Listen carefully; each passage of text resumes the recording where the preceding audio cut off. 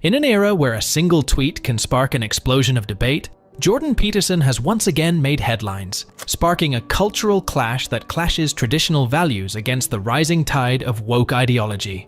Known for his fearless criticism of modern social trends, Peterson's latest confrontation with woke culture unfolded on social media when he expressed views that many found controversial, yet others praised as a courageous stand for free speech. His refusal to back down in the face of backlash has sparked renewed discussions about free expression, personal responsibility, and the tensions surrounding cultural change in Western society. But what exactly did Peterson say, and why did his critique connect so powerfully with both his supporters, stating, "Jordan Peterson is sharp and one point as usual," and his critics, "seriously ironic." Jordan Peterson is a clinical psychologist who was so disturbed by pronouns, he became addicted to tranquilizers and had to put into a coma. Then, he went on all meat courtesy of rapist and pimp Andrew Tate. He's now woke. The controversy began with a tweet about actor Elliot Page, who had publicly transitioned and undergone gender reassignment surgery. Peterson, however, referred to Page by his former name, an action known as dead naming. In transgender communities, dead naming is widely considered a hurtful and disrespectful act, as it fails to acknowledge the individual's chosen identity.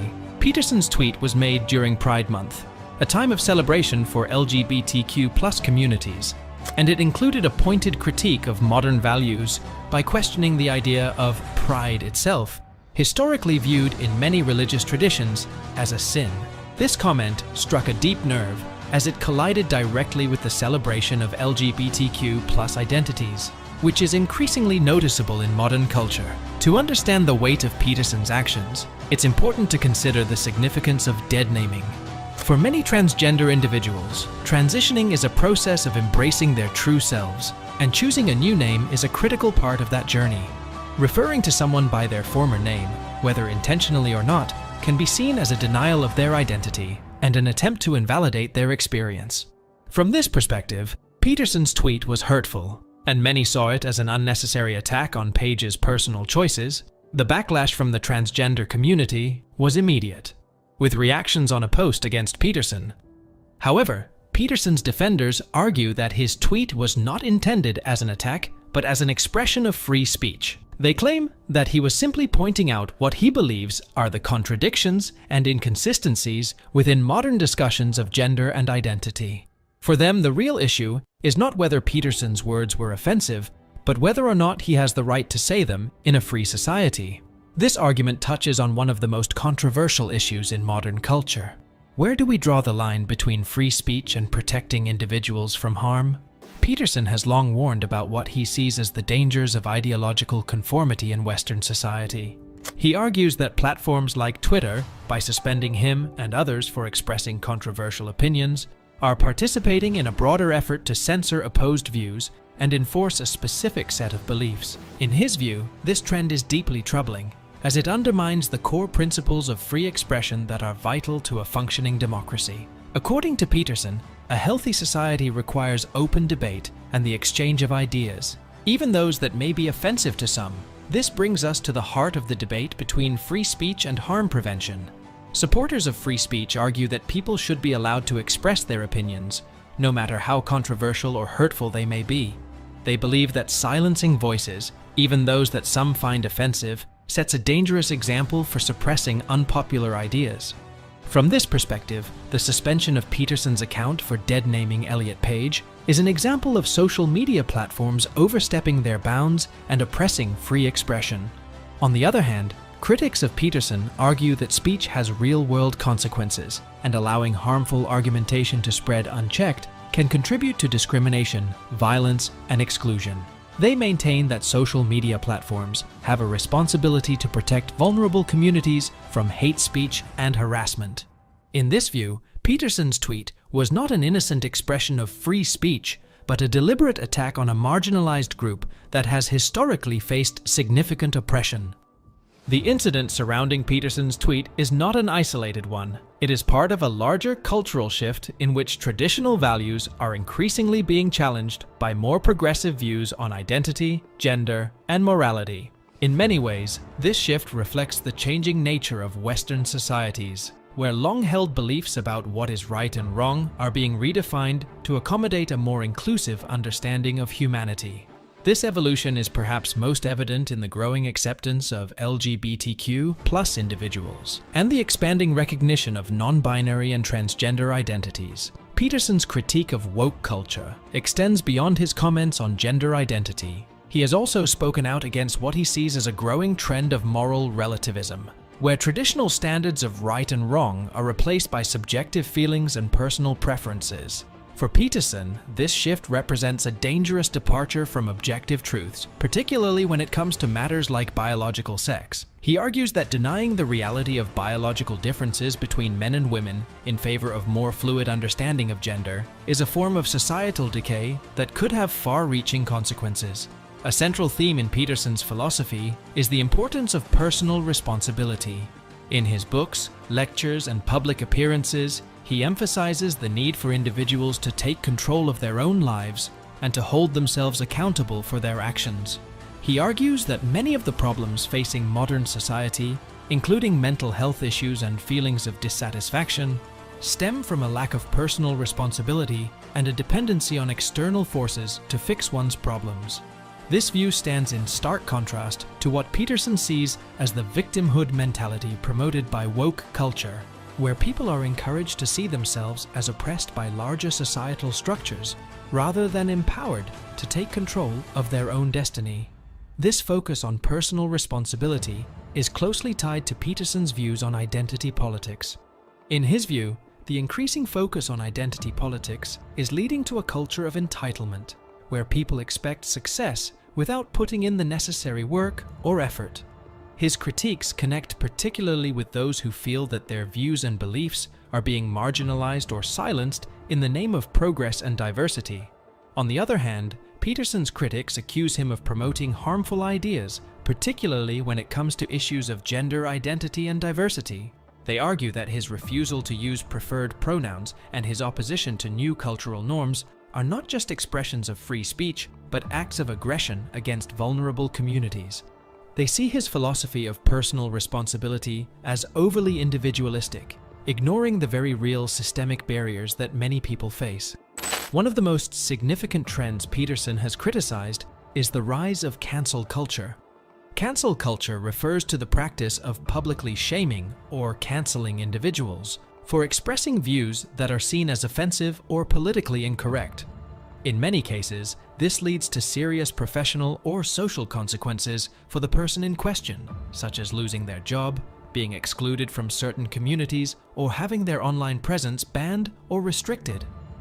To Peterson, cancel culture represents a fundamental threat to free expression because it creates an environment in which people are afraid to speak their minds for fear of social retribution.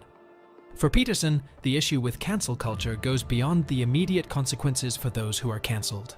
He argues that it contributes to a broader culture of fear and self-censorship, where people are discouraged from engaging in honest debate or expressing opposing views. This, in turn, restricts intellectual diversity and leads to ideological conformity, where only certain viewpoints are deemed acceptable, and any deference from these accepted norms is punished. Peterson has frequently warned that this trend, if left unchecked, could lead to an authoritarian society where free thought and open discourse are no longer possible. Peterson's concerns about ideological conformity are closely tied to his critiques of political correctness.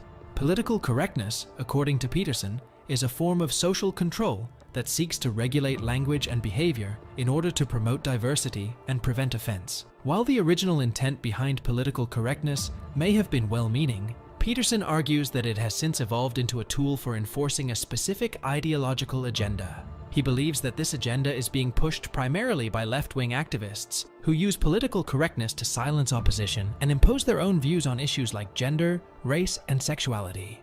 This is particularly evident in debates over language and identity. One of the most controversial aspects of woke culture, in Peterson's view, is the insistence on using certain terms and pronouns to describe individuals based on their gender identity. For example, many transgender individuals prefer to be addressed using pronouns that align with their gender identity, rather than their biological sex.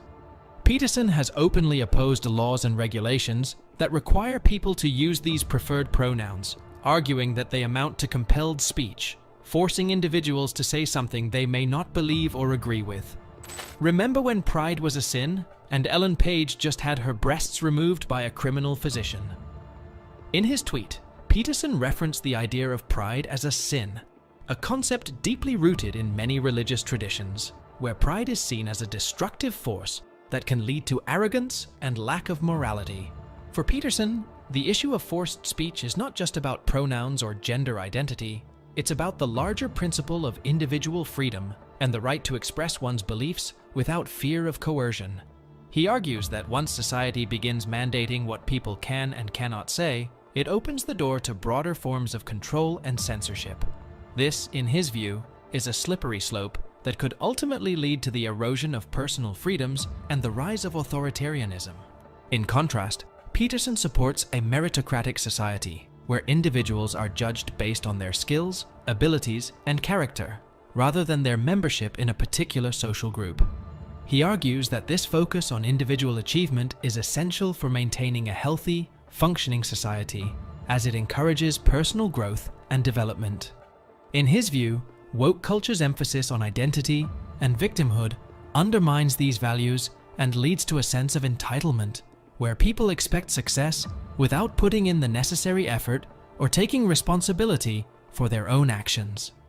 The clash between personal responsibility and victimhood is central to Peterson's critique of woke culture. He believes that woke ideology promotes a worldview in which individuals are powerless in the face of systemic oppression and therefore have little control over their own lives. This, in his view, is a demeaning message that discourages people from taking control of their own destiny and making positive changes in their lives. Instead, Peterson encourages individuals to adopt a mindset of personal responsibility, where they focus on improving themselves and their circumstances, rather than blaming others for their problems. However, Peterson's critics argue that his focus on personal responsibility ignores the very real systemic barriers that many people face. They point out that factors such as racism, sexism, and economic inequality can have a profound impact on a person's opportunities and life outcomes, and that addressing these issues requires collective action and social change, not just individual effort. In their view, Peterson's philosophy of personal responsibility places too much emphasis on individual agency and fails to account for the structural inequalities that exist in society. Despite the controversy surrounding Peterson's ideas, his critique of woke culture has resonated with many people, particularly those who feel that their views and beliefs are being marginalized in the name of political correctness and inclusivity. A supporter of his went out on X stating, "Agree with woke rubbish or die. What a lovely bunch you lot are." For these individuals, Peterson represents a voice of reason in a world that is increasingly dominated by ideological conformity and censorship. They see him as a champion of free speech, personal responsibility, and traditional values, and they believe that his ideas are essential for preserving the foundations of Western society. In conclusion, Jordan Peterson's clash with woke culture is not just about a single tweet or comment, it's about a larger cultural battle over the direction of Western society. For Peterson, the stakes are high. He believes that if society continues to embrace woke ideology, it will lead to the erosion of individual freedoms, the rise of oppression, and the decline of traditional values that have long supported Western democracy. Whether one agrees with Peterson or not, his critiques of woke culture have sparked an important conversation about the limits of free speech, the importance of personal responsibility, and the future of societal values. As debates over these issues continue to unfold, it is clear that Peterson's ideas will remain a significant part of the cultural landscape for years to come.